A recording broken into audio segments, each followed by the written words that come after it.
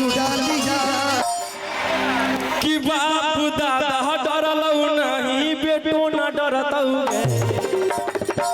अच्छा है नवादा पटन के सवाल पड़तौ अरे बाप दादा डरतौ नहीं बेटो न डरतौगे चाहे नवादा पटन के सवाल पड़तौगे बाप दादा डरतौ नहीं बेटा न डरतौगे चाहे नवादा पटना के सिया लड़तो पड़तौगे।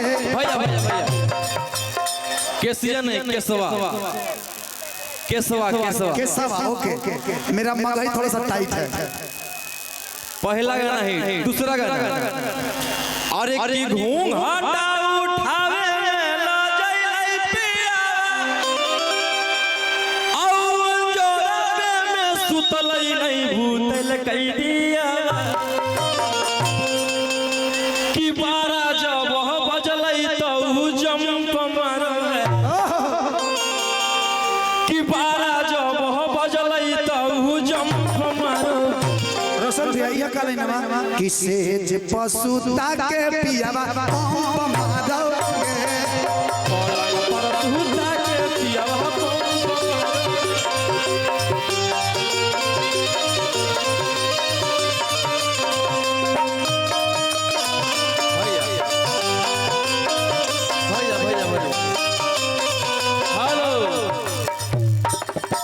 अभी गिनती करवा रहे हैं कितना प्यार दिए हैं लोग। अच्छा अच्छा गिनती करवा लीजिए। तीसरा गाना आगे जो मीठा जो हमारा गाम नहीं है कि तोरा नियन माल हमारा गाम नहीं है कि पिया संग सुती है बीते है दिन राती बीते है दिन राती कि तोरा फटे लगता छाती 50 मिलियन कि रे साथी काले तो बराती। चौथा गाना अरे कि 9 से 11 तक है छापाऊ सिंघाड़ा अजब बजा 12 तो पतई पर पानी झाड़ा।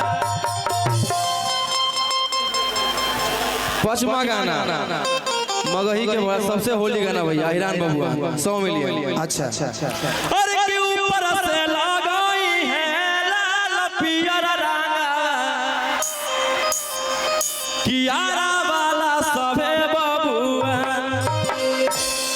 अरे की होई ना बरदा सजा डाली है गे छौरी नवादा के खाटियो हीरा। बाप रे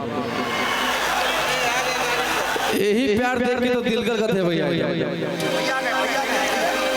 ऐसा ही प्यार बनाए रखिए आप लोग। ओकरा के पूरा कर दी कि धोते हलुला भुसा डब से नहाई के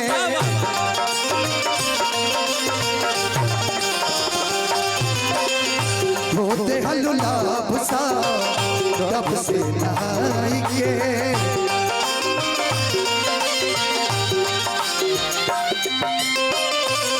प्यार में हम सबर लगे